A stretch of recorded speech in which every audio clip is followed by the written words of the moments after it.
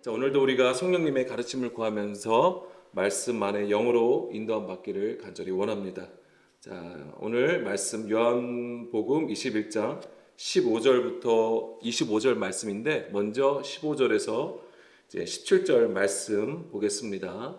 그들이 조반 먹은 후에 예수께서 시몬 베드로에게 이르시되 요한의 아들 시몬아 네가 이 사람들보다 나를 더 사랑하느냐 하시니 이르되 주님 그러하나이다. 내가 주님을 사랑하는 줄 주님께서 아시나이다. 이르시되 내 어린 양을 먹이라 하시고 또 두 번째 이르시되 요한의 아들 시몬아 내가 나를 사랑하느냐 하시니 이르되 주님 그러하나이다. 내가 주님을 사랑하는 줄 주님께서 아시나이다. 이르시되 내 양을 치라 하시고 세 번째 이르시되 요한의 아들 시몬아 내가 나를 사랑하느냐 하시니 주께서 세 번째 내가 나를 사랑하느냐 하심으로 베드로가 근심하여 이르되 주님 모든 것을 아시오매 내가 주님을 사랑하는 줄을 주님께서 아시나이다. 예수께서 이르시되 내 양을 먹이라. 아멘. 네, 여기까지 먼저 보겠습니다. 자, 요한복음 21장 1절에서 14절에서는 부활하신 예수님께서 디베레아 호수에서 제자들을 다시 만나시는 것을 보여주고 있습니다. 자, 이런 그림은 제자들의 부르심을 다시 한번 상기시켜 주는 것입니다. 우리가 잘 알고 있는 것처럼 마태복음 4장 19절 말씀, 마가복음 1장 17절 말씀에 보게 되면 예수님께서 제자들을 부르시면서 뭐라고 하십니까? 예수님께서 제자들을 부르시면서 너희가 이제는 고기를 낚는 어부가 아니라 사람을 낚는 어부라, 어부가 되게 하리라 말씀하시면서 나를 따르라 라고 말씀을 하시죠. 이것이 바로 제자들을 부르시는 장면이 됩니다. 근데 사실 요한복음에는 이 내용이 있어요, 없어요? 사람을 낚는 어부에 대한 얘기는 없습니다. 예, 좀 전에 말씀드린 것처럼 마태복음, 마가에 기록이 되어 있습니다. 그러면 요한복음은 왜 이것을 기록하지 않았을까요?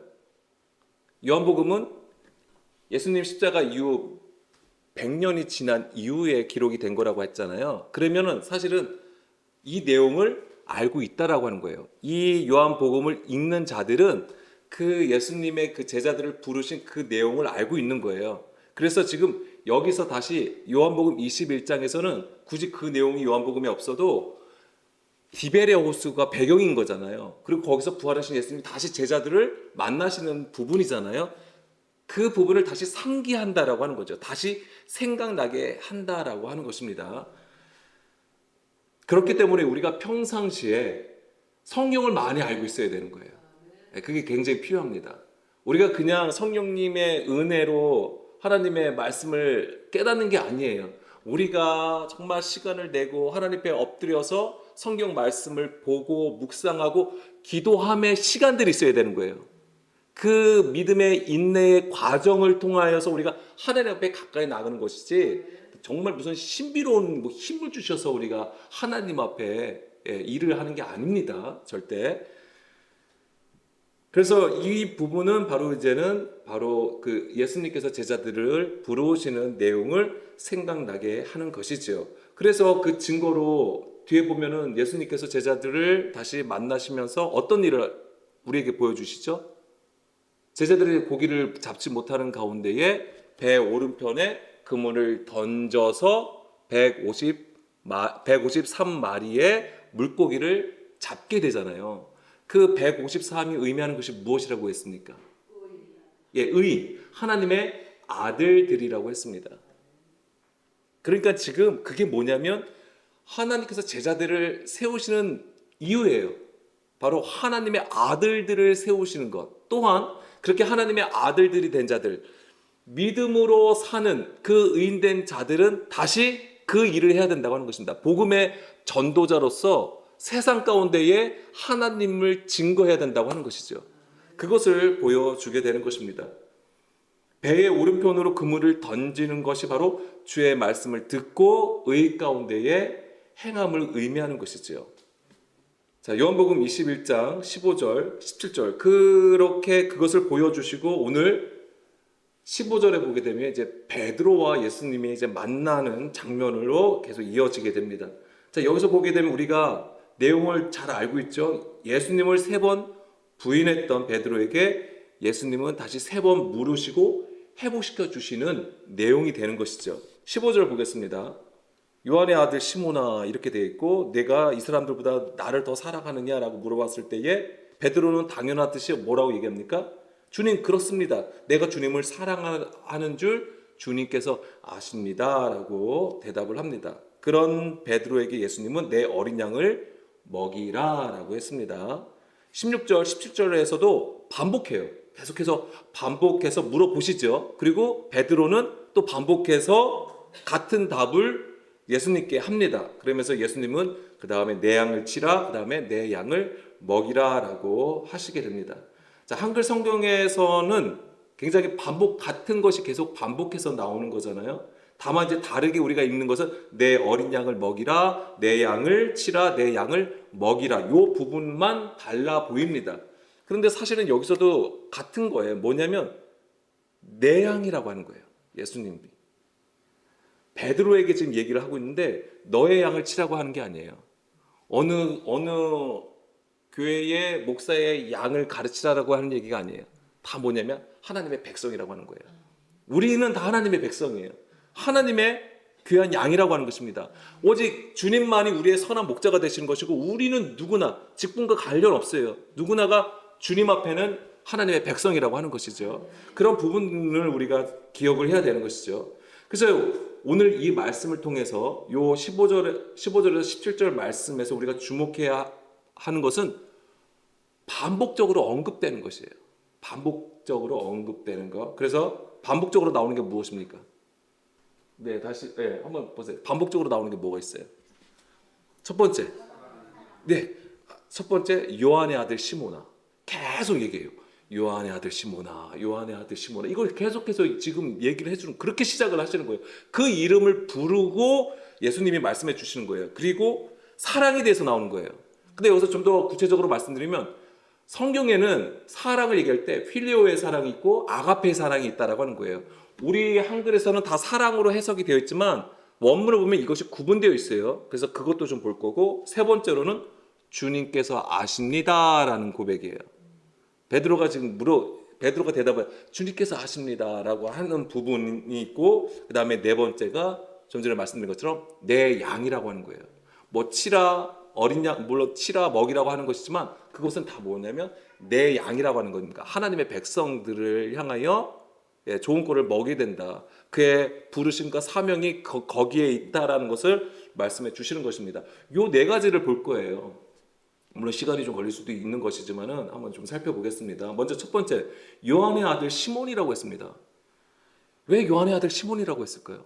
베드로라는 이름이 있잖아요. 베드로라는 이름의 뜻이 무엇입니까? 반석이에요. 너무나도 좋은 이름 아닙니까? 예수님께서 베드로가 하나님의 아들이시요 그리스도라고 고백한 다음에 예수님이 뭐라고 하신 거예요? 너를 반석 위에 내 교회를 세우신다고 하는 그 엄청난 약속을 해주시잖아요. 베드로가 너무 좋은 이름인데 왜 베드로야 라고 하지 않냐고 왜 요한의 아들 시몬아 라고 했을까? 그렇게 부르신 이유가 무엇일까요? 우리가 잘 아는 것은 시몬이죠. 히브리어로는 이게 무슨 뜻입니까? 시몬, 듣다, 순종하다라는 뜻이 됩니다. 그러니까 예수님을 3번 부인했잖아요. 베드로가 예수님을 3번 부인하고 배신했던 베드로가 다시 회복되는 말씀이 되는 거예요. 그것이 하나님의 일하심이라고 하는 거예요. 그 회복이 어떻게 이루어진다고 하는 거예요? 들음으로써 이루어진다고 하는 거예요. 그냥 갑자기 어떤 능력과 권능이 임하여서 너의 죄를 사하노라 해가지고 짠하고 깨끗해지는 게 아니라고 하는 거예요. 우리의 죄사함은 주의 말씀을 들었을 때에 그것이 이루어진다라고 하는 것입니다. 그 말씀의 능력이, 그 말씀의 영이 우리 안에 더러움을, 우리 안에 불법과 죄를 어떻게 하는 거야? 말갛게 씻어주시는 것이죠. 아멘. 그렇게 해서 들어야 되는 것입니다. 그래서 듣는 구조를 가지는 것이 너무나도 중요한 거예요. 그래서 예수님을 부인했다고 했잖아요. 베드로가 예수님을 부인한 것은 무엇을 의미하는 거예요? 그냥 단지 내가 나 저 예수님 잘 몰라. 내가 예수님의 제자가 아니야. 이런 걸 얘기하는 게 아니에요. 베드로가 얘기했던 건 뭐냐면 베드로는 사실 어떤 예수님을 믿었던 거예요? 그렇습니다. 바로 자기가 원했던 메시아를 원했던 거예요. 참된 예수를 바라보지 못했다라고 하는 것이죠. 왜 그들은 사람의 계명을 따라 그 살아 육신으로 구했던 왜 메시아를 구했던 거냐면 그게 주의 음성을 듣지 못했기 때문에 그런 거예요. 그러니까 들음이 없었던 거예요. 그러니까 지금 예수님께서 요한의 아들 시모나라고 했을 때 이제 이것이 회복된다라는 것을 그것으로 인하여서 회복됨을 말씀해 주신다라고 하는 것이죠. 그래서 주의 음성을 들음으로써 하나님을 알지 못했던 그래서 하나님을 떠나 있던 것으로부터 다시 돌이켜 주께로 돌아오게 하는 것입니다. 이 회복을 말씀해 주시는 거예요. 그 이름 하나로도. 그러면서 앞에는 요한의 아들이라고 했잖아요. 아들은 벤, 그렇죠? 근데 요한은 뭐예요? 요한은 요한한 하나님이 은혜로우시다라는 뜻이에요. 하나님은 은혜로우시다라는 뜻을 가지고 있습니다. 그러니까 요한의 아들 시몬은 하나님의 은혜로 듣는 자가 되는 거예요. 되게 중요한 구조예요. 이거. 너무나도 중요한 거예요. 이거는 우리를 구원하시는 거하고도 관련돼 있어요. 우리의 구원은 우리로부터 나오는 겁니까? 아니에요. 절대 우리의 노력으로 될 수 없어요. 오직 예수 그리스도. 근데 그 예수 그리스도를 보내주셨잖아요. 이것 또한 뭐예요? 하나님의 은혜 안에 있어야지만 가능한 거예요. 그래서 하나님의 은혜로만이 구원을 받는 것입니다. 하나님의 은혜가 있어야지만이 우리가 들을 수 있는 거예요. 그럼 지금 우리가 지금 듣는 것은 무엇입니까? 지금 우리가 듣는다고 해서 지금은 당장 그래 맞아 아는 것 같을지라도 우리가 항상 그러잖아요. 우리의 육신의 구조는 그래요. 시간이 지나면 어떻게 됩니까? 망각해요. 잃어버린다고 하는 거예요.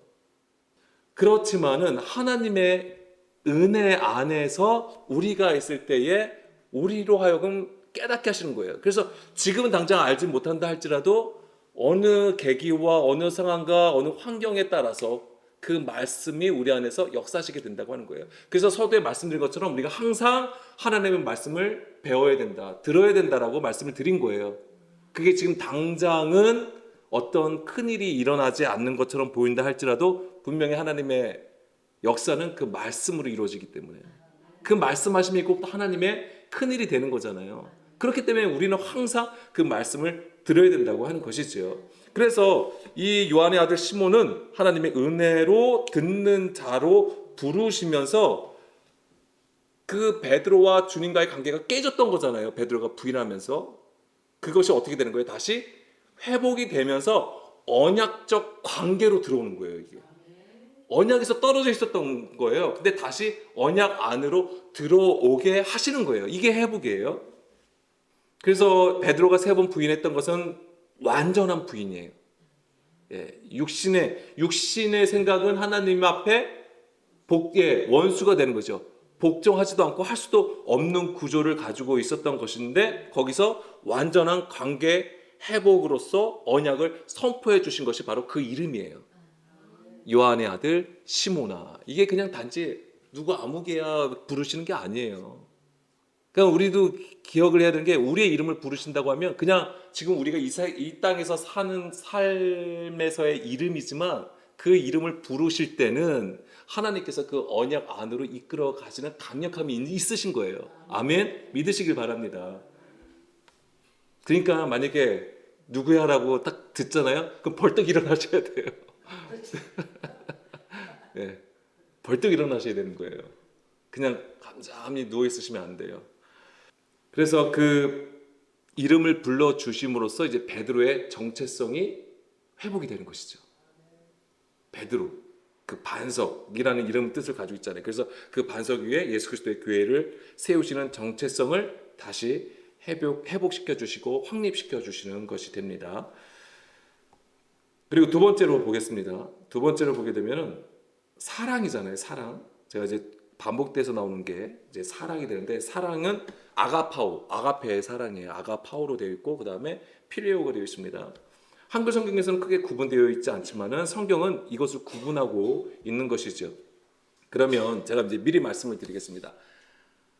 하나님의 사랑을 얘기할 때는 어떤 거를 쓰겠습니까? 아가페를 쓰는 거예요. 아가페. 그래서 아가페 사랑. 그래서 교회를 많이 문구를 보시면 아가페라는 단어가 굉장히 많습니다. 그게 하나님의 사랑을 얘기하는 거예요. 그럼 필레오는요? 예, 흔히 말하는 이제 사람의 그러니까 유대 관계에서 나오는 사랑을 얘기하는 거예요. 그래서 사람의 사랑으로 우리가 흔히 얘기를 합니다. 근데 좀 더 구체적으로 말씀드리면 아가페는 굉장히 헌신적이고 희생적인 사랑으로 얘기하는 거예요. 헌신적이고 희생적이면 그다음 전 인격적인 사랑을 얘기하는 것입니다. 그래서 우리의 모든 것을 통달하심으로써 하나님의 사랑을 나타내시는 것이고, 그래서 이 헌신은 감정적인 것을 넘는 거예요. 그래서 하나님의 사랑은 감정적이지 않다라고 하기보다는 그것을 뛰어넘는 수준을 얘기하는 겁니다. 그래서 그 감정적인 것을 넘어서게 되면 어떤 관계로 들어가냐면 언약의 관계로 들어가는 거예요. 그 헌신과 희생을 통하여 언약으로 들어간다고 하는 거예요. 그럼 여기서 헌신과 희생을 얘기했잖아요. 이게 뭘 얘기할 거예요? 그 아들 예수 그리스도를 보내주셔서 십자가에 죽게 하심이에요. 그래야지만이 언약 관계로 들어간다라고 하는 거예요. 오직 그래서 우리가 그래서 예수 그리스도만이 구원이다라고 얘기를 하는 것입니다. 그래서 대표적인 말씀이 뭐가 있습니까? 요한복음 3장 16절. 하나님이 세상을 이처럼 사랑하사 독생자를 주셨다고 했을 때 거기서 이 세상을 사랑하사가 아가파오예요. 아가페의 사랑으로 기록이 되어 있습니다. 반면에 필레오는요, 우정, 친밀감, 정서적 유대 관계를 가진 감정이 실린 관계적인 사랑으로 얘기를 합니다. 그래서 사람의 사랑으로 말씀을 드렸던 거예요. 그럼 그러면은 하나님의 사랑은 그런 유대 관계가 없느냐? 그건 아니에요. 하나님의 사랑이 분명히 우리의 삶 가운데 나타난다라고 하는 것이죠. 다만 그것이 뭐냐면 사랑과의 관계 속에서 우리는 육신으로 행하고 나타남이 있기 때문에 거기에 우리의 감정이 섞인다라고 하는 것이죠.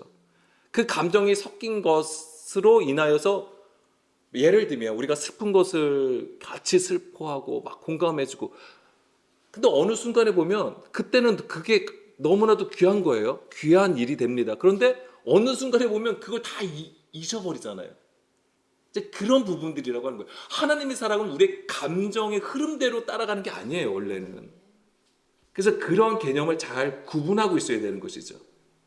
그런데 요한복음에서 보게 되면 이 필레오와 아가페의 사랑으로 구분하여는 쓰고 있지만 또한 혼용해서도 쓰고 있습니다. 이거가 되게 중요해요. 그래서 보세요. 요한복음 3장 35절. 똑같은 구절로 번역이 된 거예요. 여기서도 보면 아버지께서 아들을 사랑하사. 기억하세요? 아버지께서 아들을 사랑하사. 그럼 여기서는 어떤 단어가 쓰였을까요? 그렇습니다. 아가파오, 아가페로 쓰인 거예요. 아버지께서 아들을 사랑하시는 거잖아요. 아버지의 사랑이에요. 아가페예요. 요한복음 5장 20절.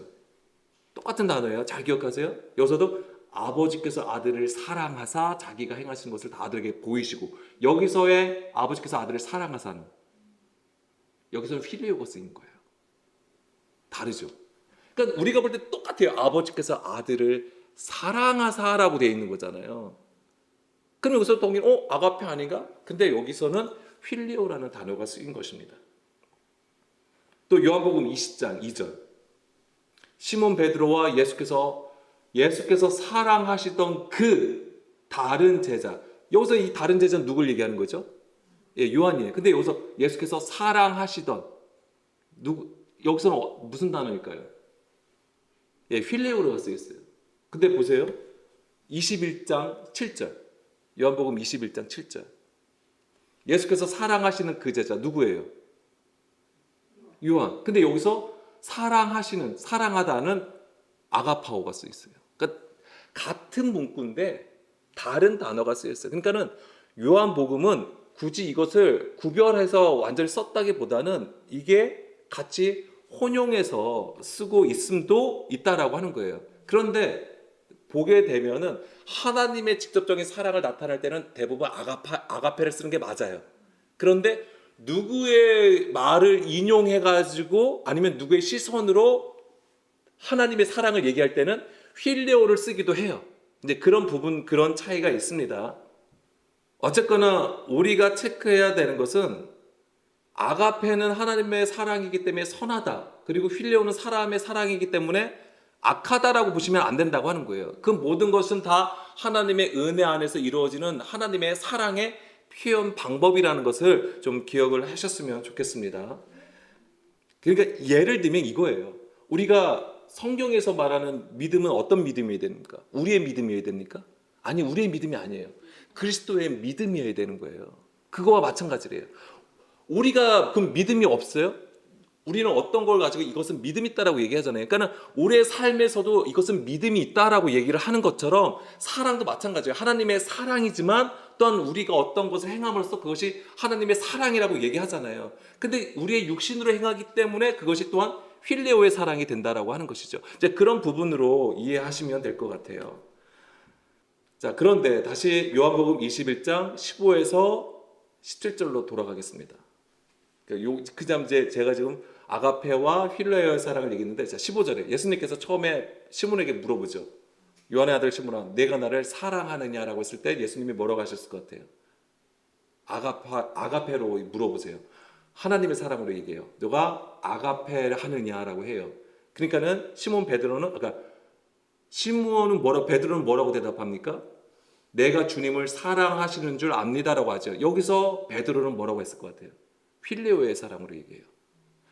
예수님은 아가페를 얘기했는데 베드로는 필레오로 얘기를 합니다. 두 번째, 다시 예수님이 또 물어보죠. 내가 나를 사랑하느냐. 여기서도 다시 예수님은 아가페로 얘기해요. 그런데 베드로는 여전히 필레오로 얘기를 합니다.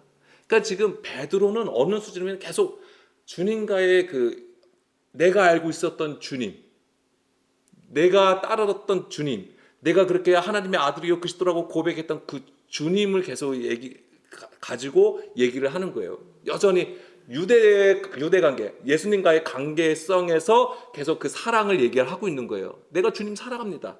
그런데 세 번째가 중요해요. 세 번째 예수님이 다시 물어봅니다. 요한의 아들 시몬아, 내가 나를 사랑하느냐라고 했을 때 여기서 예수님은 필레오로 물어봐요. 아가페로 물어보지 않아요. 앞에서 두 번이나 필레오의 사랑을 얘기하니까 예수님이 포기해서 이렇게 얘기하셨을까? 그건 아닐 거란 말이에요. 필레오의 사랑으로 얘기를 해줍니다. 네가 나를 필레오 하느냐?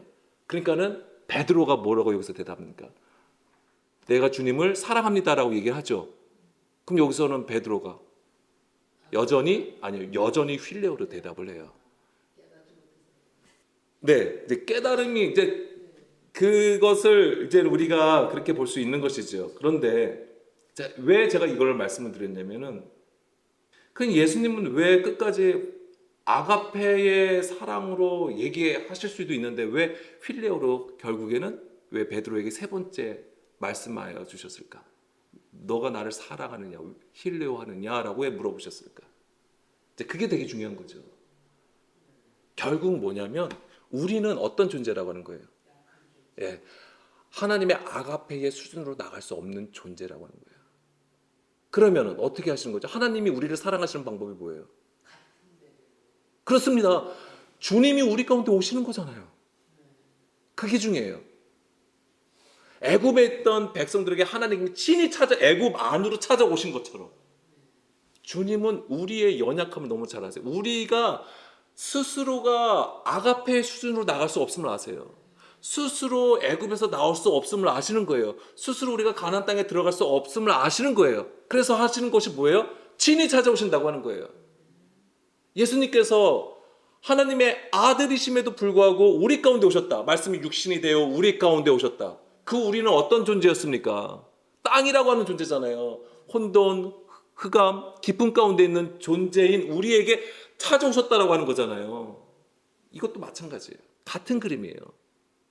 우리는 하나님을 마치 굉장히 많은 것을 알고 사랑한다고 많은 고백을 하지만 사실 우리의 수준은 어떤 수준이에요? 필레오의 수준이라고 하는 거예요.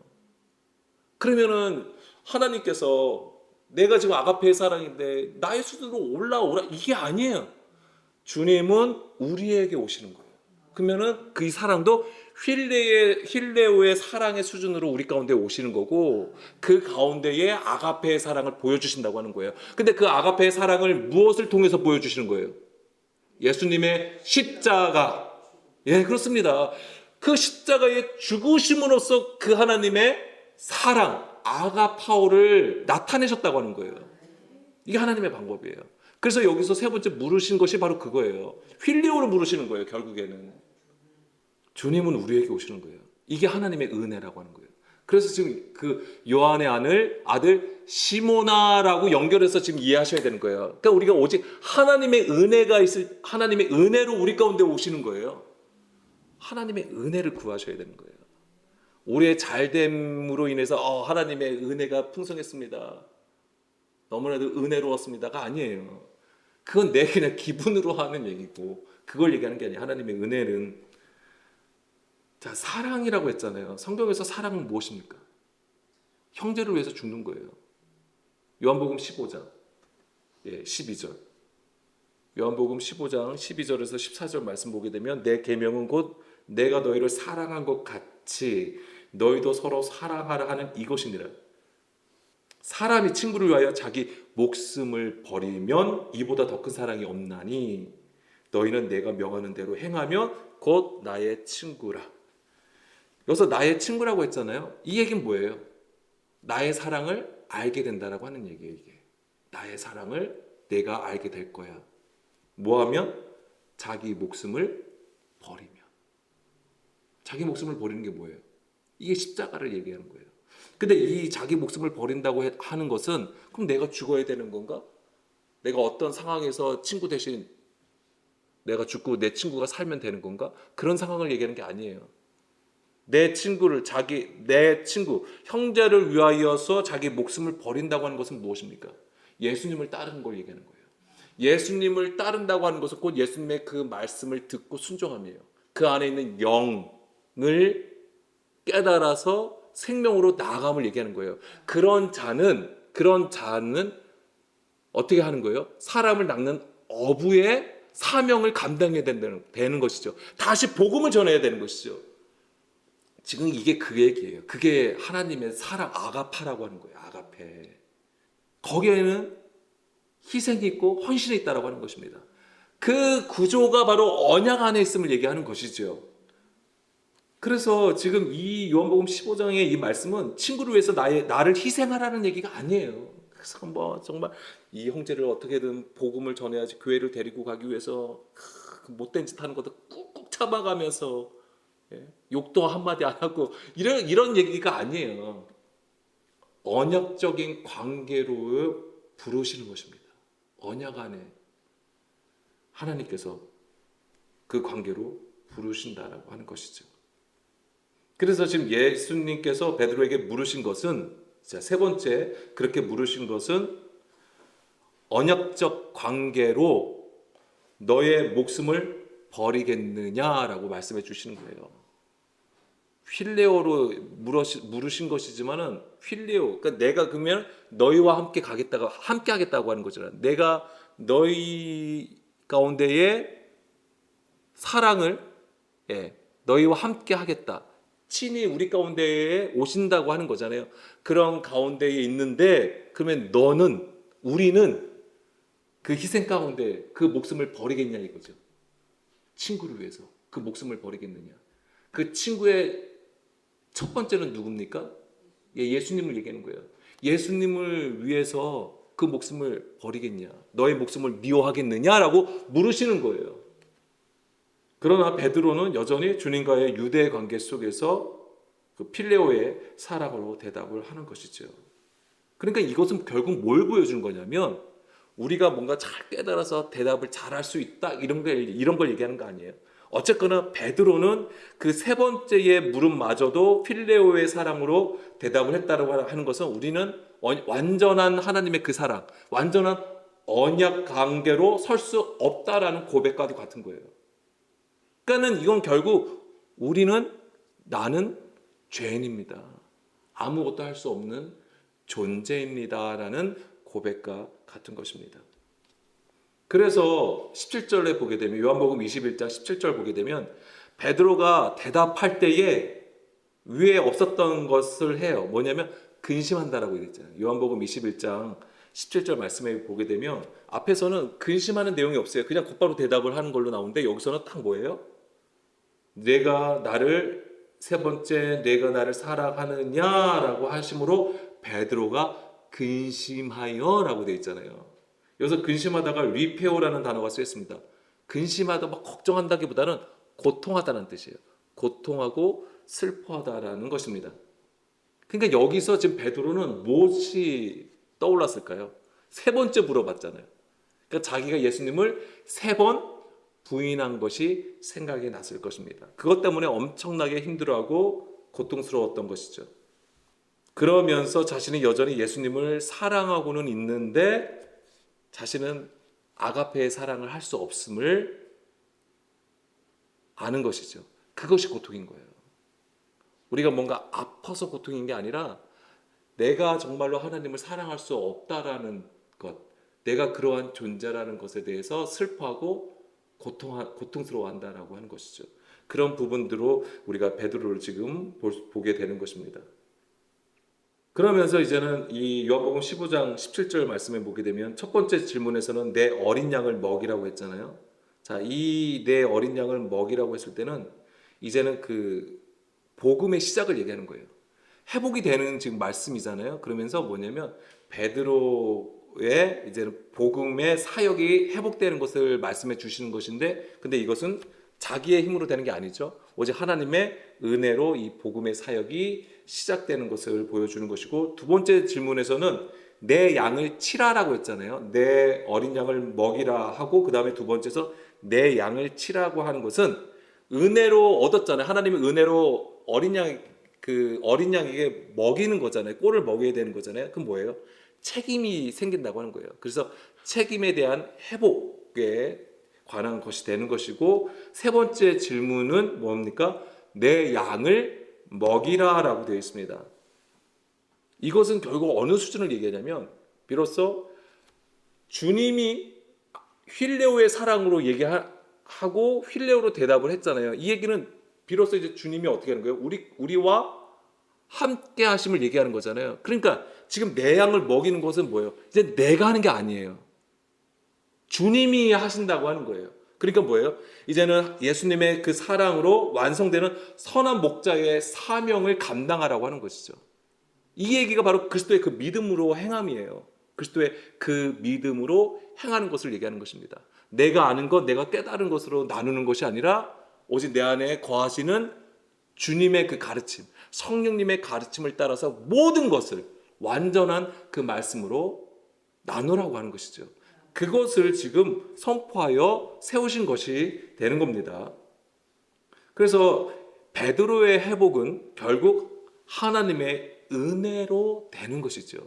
이것이 진정한 하나님의 사랑이 되는 것이고, 이것은 베드로에게만 적용된 게 아니에요. 성경을 보게 되면 이게 하나님께서 일하시는 패턴이에요. 우리를 세우시는 하나님의 일하시는 패턴이 되는 것입니다. 그래서 간단하게 하나 말씀드리면 출애굽기 34장에 보게 되면 무슨 내용이 있습니까? 두 번째 돌판을 받아요. 이스라엘 백성이. 이스라엘 백성이 금송아지를 만들잖아요. 금송아지를 만들게 됨으로써 하나님을 배신해요. 그래서 이제 이스라엘 백성이 죽게 되었지만 하나님은 어떻게 합니까? 두 번째 돌판을 만들게 하시죠. 그래서 다시 언약의 백성으로 세우시게 되는 거예요. 이제 그런 그림들이에요. 그래서 우리가 하나님을 배반했다고 해서 하나님이 우리를 내치시는 것이 아니라, 물론 하나님의 심판은 분명히 있습니다. 없는 게 아니에요. 그렇지만 모세의 기도, 또 예수 그리스도를 통하여서 우리에게 어떻게 하는가? 기회를 주신다고 하는 거예요. 회복의 사인을 주신다고 하는 거예요.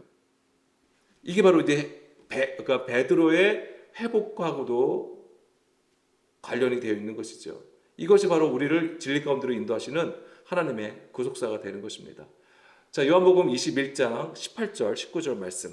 그러면서 이제는 계속 베드로하고 대화를 하시죠. 내가 진실로 진실로 너에게 이르노니 내가 젊어서는 스스로 띠뛰고 원하는 곳으로 다녔거니와 늙어서는 내 팔을 벌리리니 남이 내게 띠띠우고 원하지 아니하는 곳으로 데려가리라. 이 말씀을 하심은 베드로가 어떠한 죽음으로 하나님께 영광을 돌릴 것을 가리키심이더라. 이 말씀을 하시고 베드로에게 이르시되 나를 따르라 하시니. 아멘. 자, 여기서 보게 되면은 베드로에게 예수님이 말씀해 주시죠. 내가 젊어서는 스스로 자기의 힘으로 띠를 띠고 원하는 곳으로 다녔다. 자, 스스로 띠띠고 자기가 원하는 곳으로 다녔다고 하는 것은 무슨 얘기예요? 자기의 힘으로 스스로 했다라고 하는 거예요. 자기가 원하고 자기가 옳고 자기가 맞다라고 하는 것을 행하였다고 하는 거예요. 그것이 비록 하나님의 일이고 교회의 일이고 선한 일이라 할지라도 자기가 맞다라고 하는 것을 행하였다고 하는 것이죠. 다시 말씀드리면 이것은 자기 십자가를 지지 않으려고 하는 거예요. 내 십자가를 지지 않는 거예요. 예수님을 따르지 않는 것과 같은 것입니다. 반면에 늙었다라고 하는 거예요. 여기서 늙어서는 내 팔을 벌리리니 남이 내게 띠띠우고 원하지 아니하는 곳으로 데려간다라고 했어요. 이것은 무엇을 의미하는 것입니까? 예, 늙었다라고 하는 것은 뭘 의미할까요? 늙었다고 하는 거. 이제는 첫 번째로는 우리의 육신의 힘이 쇠하여짐을 얘기하는 거예요. 그러니까는 스스로 뭔가 하려고 할 수 없는 상태에 이르렀음을 얘기하는 거예요. 그럼 남이 도와줘야 되는 거예요. 스스로 할 수 없어요. 그러면은 누가 도와줘야 되는 거죠? 그렇습니다. 내 안에 성령님께서, 보혜사 성령님, 나를 도와주셔야 된다고 하는 거예요. 그 상태의 이름을 얘기하는 거예요. 그래서 성경에서 늙음은 뭘 얘기하는 것입니까? 지혜를 얘기하는 것입니다. 장성한 수준을 얘기하는 것이죠. 그때는 내가 맞다라고 하는 것을 행하지 않아요. 철저하게 주님께서 가르쳐 주시는 그대로를 행하여 나가는 거죠. 그 수준을 얘기하는 것입니다. 그래서 그 수준은 결국은 뭘 얘기하는 거예요? 십자가의 죽음을 얘기하는 거예요. 그래서 뒤에 보기 19절에 베드로가 어떠한 죽음으로 하나님께 영광을 돌릴 것을 가리키심이로라. 그러니까 늙어서는 스스로 할 수 없는 상태를 얘기하는 것이고 온전히 하나님의 뜻대로 순종함을 말하는 것입니다. 곧 자기 죽음을 말하는 거예요. 자기 죽음. 그래서 예수님이 말씀하신 것처럼 자기를 부인하고 자기 십자가를 지고 예수님을 따르라고 하는 것이죠. 그래서 19절 후반부에 보게 되면 나를 따르라 이 말씀을 계속해서 이어서 하고 계십니다.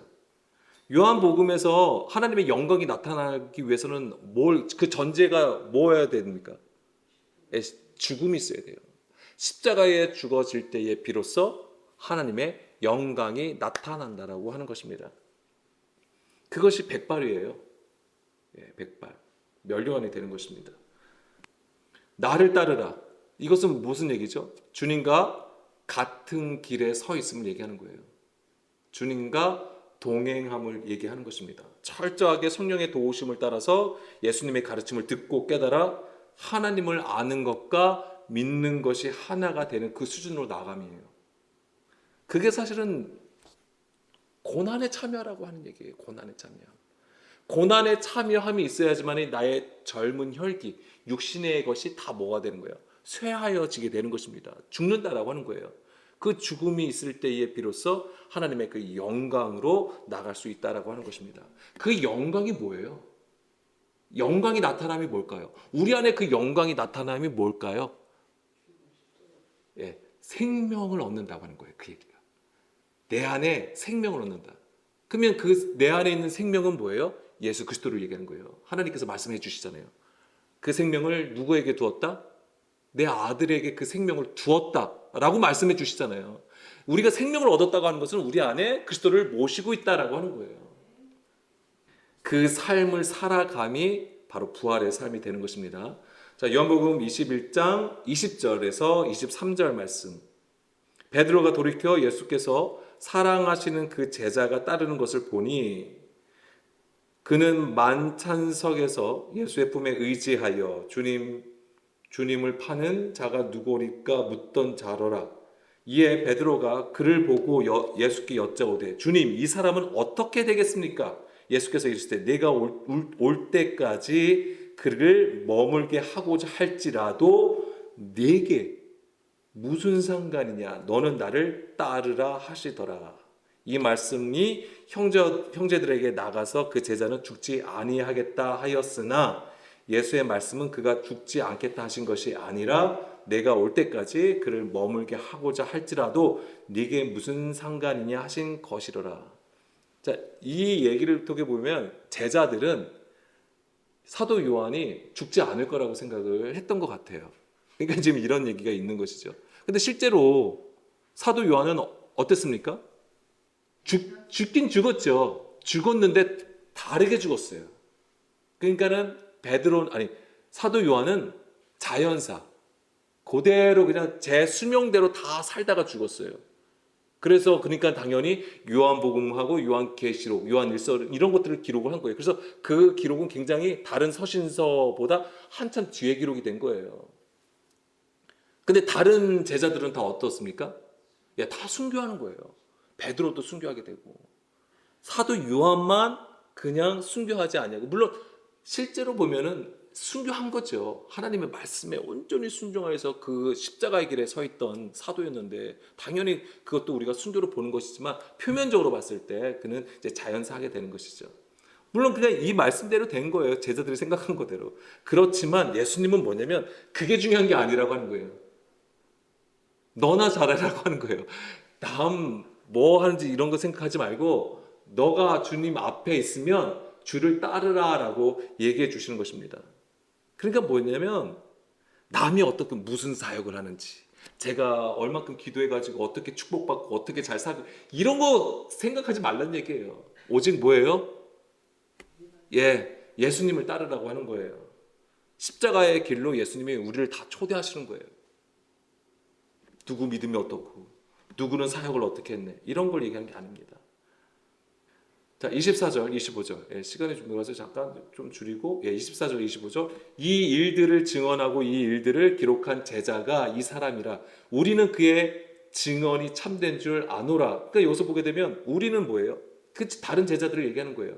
또한 우리이기도 합니다. 그렇기 때문에 지금 이것을 증거하고 있는 거예요. 그래서 21장은 나중에 쓰여졌다고 말씀을 드렸어요. 원래는 20장에서 끝난다고 말씀을 드린 거예요. 25절 예수께서 행하신 일이 이 외에도 많으니 만일 낱낱이 기록된다면 이 세상이라도 이 기록된 책을 두기에 부족할 줄 아노라. 아멘. 자, 예수님이 우리 가운데 오셔서 보여주신 구속사는 어제나 오늘 그리고 내일도 동일하게 일하시는 하나님의 사랑이라는 것을 우리가 알아야 되는 것입니다. 이게 하나님의 사랑이에요. 비록 우리가 필요의 사랑으로 하나님 앞에 막 사랑을 하는 것이지만은 그래도 예수 그리스도를 통하여서 어떻게 하신 거예요? 하나님은 그 사랑을 받으신다고 하는 거예요. 그 예수 그리스도가 우리 안에 없으면 우리의 믿음도, 우리의 사랑도, 우리의 사역도 뭐가 되는 거예요? 다 껍데기가 되는 거예요. 가라지가 된다라고 하는 것입니다. 그렇기 때문에 우리는 항상 하나님 앞에 구함이 있어야 돼요. 이것을 구해야 되는 거예요. 주님이 우리 안에 오시기를 구해야 되는 거예요. 물론 하나님의 은혜로 이 모든 것이 되어지지만 그 구함조차가 없으면 안 되는 거예요. 나의 육신을 쳐서 하나님 앞에 드리는 거예요. 그게 뭐예요? 그게 바로 십자가예요. 어떤 대단한 일을 하라고 하는 게 아니에요. 어떤 대단한 헌신과 희생을 하라고 말씀드리는 게 아니에요. 먼저 주님 앞에 듣는 자세를 가지고 있으셔야 된다고 하는 것입니다. 먼저 들으셔야 되는 거예요. 듣고 주의 말씀을 깨닫게 하여서 묵상하고 기도하고 그렇게 한 사람이 먼저 잘 세워져야 된다고 하는 거예요. 그 한 사람이 세워져야지만이 비로소 뭐예요? 만국을 치료할 수 있는 복음자로 세워진다라고 하는 것입니다. 우리 안에서부터 생수의 강이 터져 나와서 생명나무로 자라 열매를 맺게 되고 그 잎사귀로 만국을 치료하게 된다라고 하는 것입니다. 이게 지금 주님께서 우리를 부르신 이유예요. 그런데 우리는 그것조차 할 수 없는 존재라는 것이죠. 그렇기 때문에 오늘도 우리는 바짝 엎드려야 되는 거예요. 주님 앞에 바짝 엎드려야 되는 것입니다. 그래야지 하나님의 은혜가 있게 되는 거예요. 이 모든 하나님의 역사하심이 바로 전적인 하나님의 은혜로 이루어지는 하나님의 요즘 표현으로 찐사랑이라고 하는 거예요. 그 하나님의 사랑을 오늘도 우리가 부족하지만 알기를 간절히 원합니다.